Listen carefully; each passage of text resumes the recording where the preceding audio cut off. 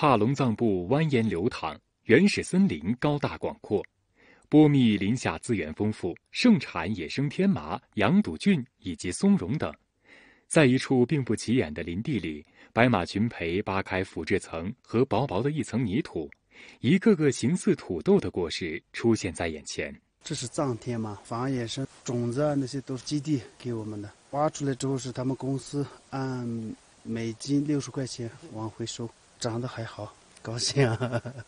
一趟有个3斤多4斤的话，差不多就100多到200块钱吧。白马群培在森林里的宝藏可不止这50多塘天麻，他带着我们往森林深处走去，一个个黄色的小旗帜映入眼帘。这个是我今年扩建的那个500多塘，每一个小牌子下面都是一个塘，它下面已经是把那个蜜獾菌啊那些菌孢已经是埋好了的。明年4月份到5月份就要下那个麻种，12月份又可以收，看见效益嘛，有前景。